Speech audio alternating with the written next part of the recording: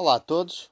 Hoje vamos falar sobre um dos indicadores mais frequentes na análise fundamental, o P/E Ratio, ou em português o PER, e o P/E Ratio não é nada mais nada menos do que um rácio, uma relação entre o Price e as Earnings, ou em português, entre o preço de uma determinada empresa e o lucro anual dessa mesma empresa. Vamos dizer que conseguimos encontrar a fábrica Fagos do Gropius na Alemanha à venda por 1 milhão de euros e que nós conseguimos extrair dessa fábrica um lucro anual de 50 mil euros. Nós estamos a pagar 20 vezes os 50 mil euros, ou seja, um PER de 20 vezes. Para aqueles que preferem visualizar isto, nós temos aqui um quadradinho em baixo que representa o lucro anual de 50 mil euros e adicionamos 19 quadradinhos, temos 1 milhão de euros, o preço pelo qual pagamos a empresa, o que quer dizer um PER de 20 vezes, e se 1 milhão de euros são os nossos 100%, o nosso lucro de 50 mil euros será logicamente equivalente a 5%. Por isso, dizer que pagamos um PER de 20 vezes é a mesma coisa que dizer que temos uma rentabilidade inicial de 5%. De igual forma, se encontrarmos a mesma fábrica à venda por 500 mil euros, estamos a pagar 10 vezes o lucro de 50 mil euros, ou seja, um PER de 10 vezes, e esses 500 mil euros passam a ser os novos 100%, o que faz com que o lucro de 50 mil euros sejam 10%. Ou seja, dizer que compramos uma determinada empresa por um PER de 10 é o mesmo que dizer que temos uma rentabilidade inicial de 10%.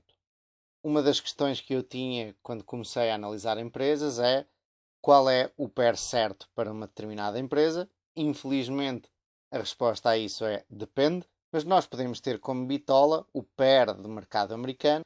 Neste caso, na imagem, temos o PER do S&P 500 e o PER histórico médio do S&P 500 é de 15 a 16 vezes. Quer dizer que os investidores que compram o S&P 500 podem esperar, se não houver alteração ao crescimento, nem para cima nem para baixo, podem esperar recuperar o seu investimento entre 15 a 16 anos. Neste momento, o PER médio do S&P 500 está um pouco acima de 22. Agora vamos ver alguns exemplos. Neste caso, temos uma empresa que lucrou 1 euro o ano passado e vai lucrar 1 euro este ano, e os investidores, ao lhe aplicarem um PER o ano passado igual ao PER deste ano, vamos dizer de 10 vezes, o preço vai se manter constante, 10 euros no início do ano, 10 euros no fim do ano.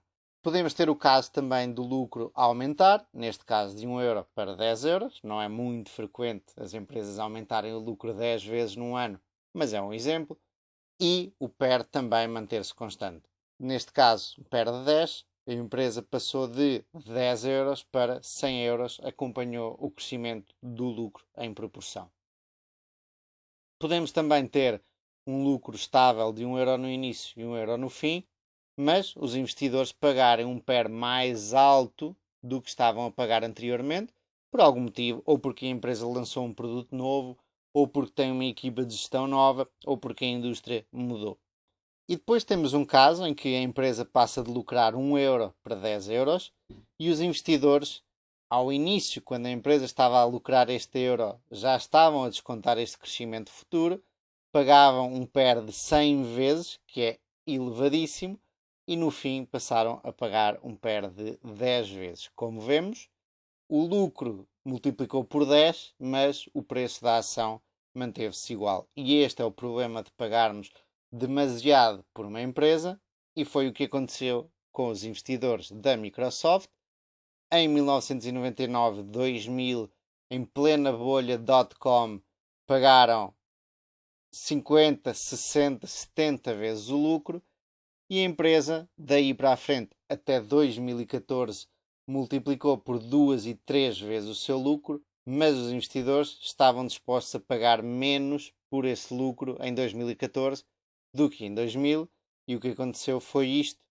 os investidores que compraram Microsoft em 1999 ou 2000 tiveram que esperar até 2015 para conseguir ficar a zeros. Agora, a situação que todos nós gostaríamos de encontrar é encontrar uma empresa a lucrar 1 euro e que passe a lucrar 10 euros e que o mercado, por algum motivo, ainda não se tenha apercebido disso e paga um PER baixinho no início, neste caso um PER de 10, e no fim paga um PER de 20 vezes. Este é o caso da nossa Corticeira Amorim. Ali em 2010 lucrou 22 milhões, passou a lucrar 75 milhões em 2019. Os investidores passaram de pagar um PER na casa dos 10 para um PER na casa dos 20, o que deu origem a este gráfico, em que a ação subiu 14 vezes. Portanto, não só subiu o lucro, como subiu também a quantidade de vezes que os investidores estavam dispostos a pagar por esse lucro. Se gostaram, carreguem no botão de subscrição, carreguem também na campainha. Muito obrigado.